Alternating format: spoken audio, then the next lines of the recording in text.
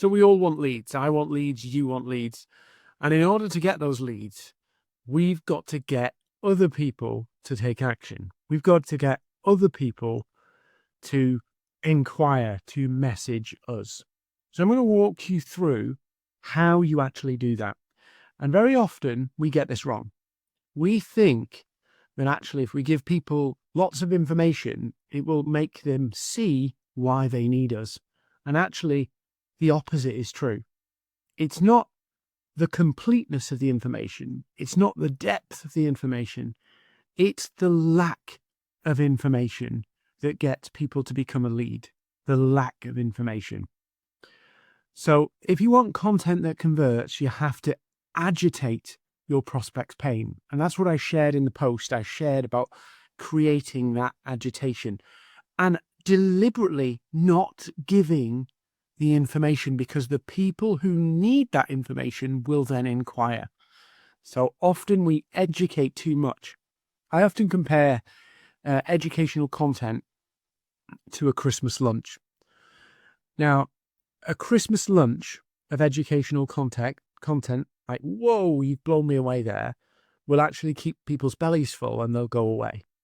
This is educational content I'm going to give you right now. Educational content's purpose is to build trust. It's to build credibility.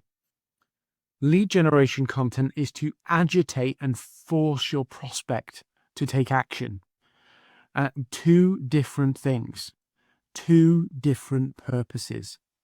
So agitation looks like this. Now, let me just define what current state is for a moment. Current state is where they are right now. Future state is where they want to be. Now, this has to be as real to life, to their life as possible. You have to literally speak to their situation, what they can see around them, right? It can't be like vague, you're stuck, right? But nobody goes, I'm stuck. Nobody speaks in generalized terms. What is going on in their world right now? Now, for many people, and this is where I'm going to do this visually, I'm going to explain this visually. Many people will talk about solutions. Nobody cares about solutions until they're bought in to where the solution takes them. So you don't buy a plane ticket, you buy a holiday. The plane ticket becomes valuable when you realize you want to go on holiday to Barbados. Very often what people do on LinkedIn is they talk about solutions and don't get people bought into the holiday. So, I've got amazing plane tickets, amazing seats on this plane. Why should I go there? Why should I go there? They've never dealt with that question. So the current state is where they are now and what they see. Now, for many people, they think, well, what I'll do is I'll talk about the car blowing up, their current car blowing up. It hasn't blown up yet. That's the issue. So what happens is you talk about the car blowing up. You're going to lose your job. This is going to happen. But that hasn't happened yet. And so they don't think it's going to happen. So what happens is we talk about things like current state, and you need a solution. But very often, the vast majority of your prospects are problem aware, but not solution aware. In other words, they know they've got a problem, but they're not solution aware yet. So we have to talk to them where they're at right now in their current state. Now, for many people, they don't think it will get worse. For many people, they'll quite happily live with a rundown car because it works. And, they're not thinking the car's going to blow up. They're not thinking that car is going to leave them by the side of the road. They're not going to think the car's going to catch fire, right? So if you start talking about future scenarios of doom that they've never seen or don't think will happen yet, they'll go, there's no need for me to do anything right now because it's working okay for the moment. I'll do it in the future. I'll do it later. I'll put it off. So they see that the car will just keep going or it won't happen yet. So talking to just the car's going to blow up It's basically saying something's going to happen in your future. And they go, well, maybe it will, maybe it won't. So then your only option is to wait and talk about cars blowing up and wait until somebody's car does blow up. But that means, that could be months down the line, that could be weeks down the line, that could be years down the line, that could happen and they are closer to somebody else. So just waiting for somebody to get to extreme pain and crisis is probably not a good move. And to be honest with you, I don't want clients who are in extreme pain either, because they're usually desperate, pushy, pressured. There's just too much stress with that. I don't like saving clients. So people normalize their pain. Yeah. They live in a normal state where it'll be all right for a bit longer. I can put this off, or they get used to the pain, except when they see a different future for somebody like them. And this is true of human nature. If you and your neighbor had exactly the same car, 15-year-old car, it had no heating, no heated seats. It didn't start first time. It would obviously have problems. But you and your neighbor had the same car with the same problems, you would probably normalize that pain. You would get used to it.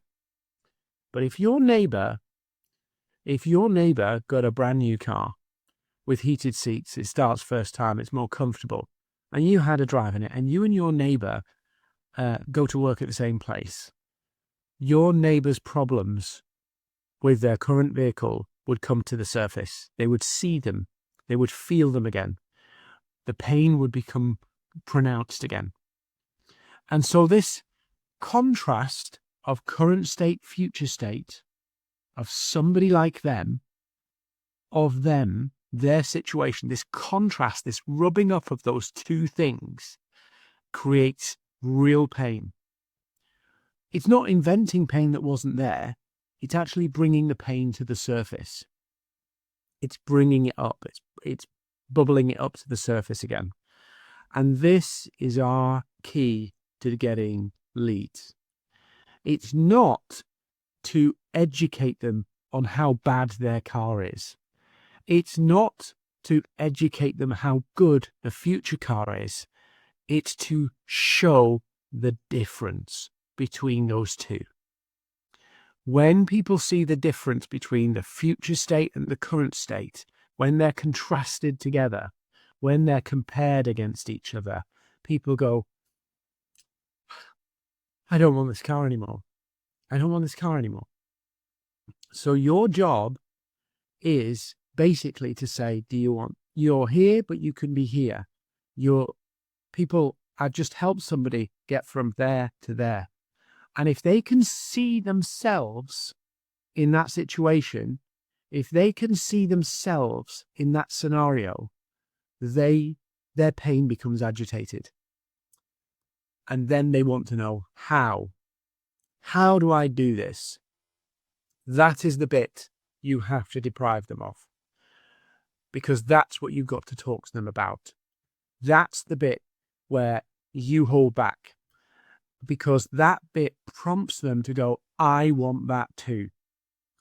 So you go, if you want to know my 7-step system to do X, Y, or Z, or to get from here to here, DM me. So agitation is about exposing the gap between where they are and where they want to be and stopping. It's a bit like, I'm a bit of a nosy neighbor, right? I love to know what are going on in other people's lives. It's a bit like somebody coming in the house, my wife coming in the house and going, you'll never guess what happened at number 27. No, what happened at number 27? Oh, I'll tell you later. Let me just nip upstairs and get changed now. No. Tell me what happened at number 27. That kind of curiosity gets you leads. And this is the bit of once people see that contrast, and it has to resonate with them. It has to be their situation.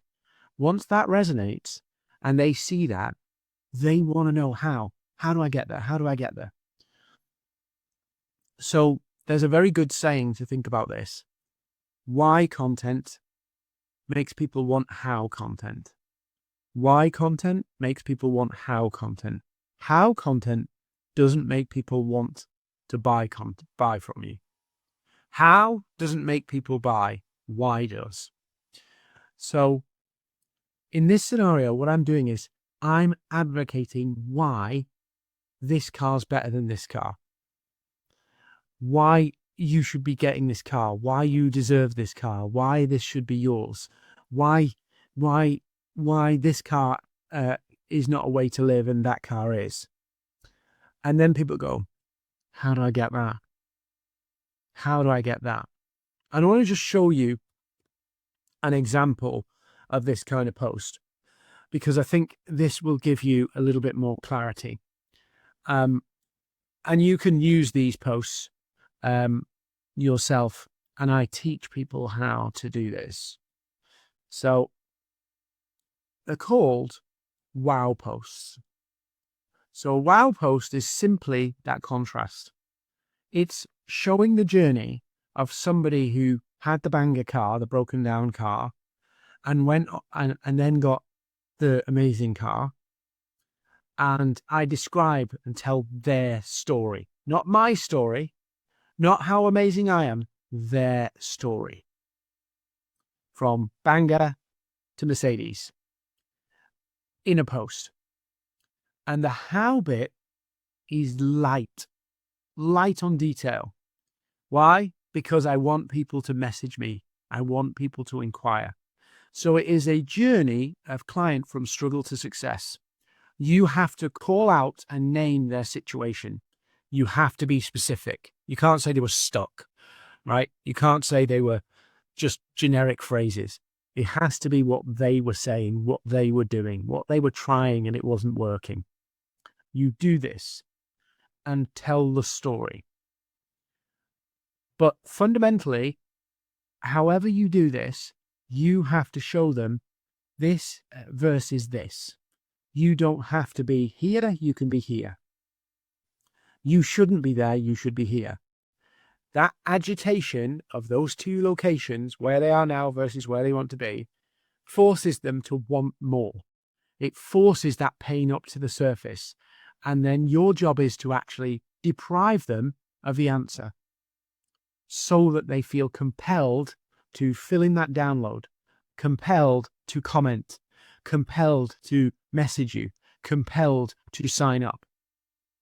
This is the power of agitation, because it leaves people unsettled, unhappy with where they are right now. And people will not buy from you unless they have reached the point of totally dissatisfied. Enough is enough with their current situation. And sadly, because human beings normalize pain, we learn to live in pain. There are people living with problems that they take as normal that are unacceptably not normal. It's when you see where you are versus where you could be versus where you could be and what that feels like. Remember, feels like, not just, oh, you could have a nice car. No, you could be driving to work in the morning with a heated seat. Instead, right now, you're driving, it's freezing, the wind is frosted over, the car's leaking. And people could be looking at your car and admiring your car. Instead, they're making jokes about yours. It's that contrast that wakes people up. It's that contrast that makes people feel like, I'm not doing this anymore. That's what you need. Education builds trust and credibility. Agitation drives leads. You've got to become a master at agitating to get more leads.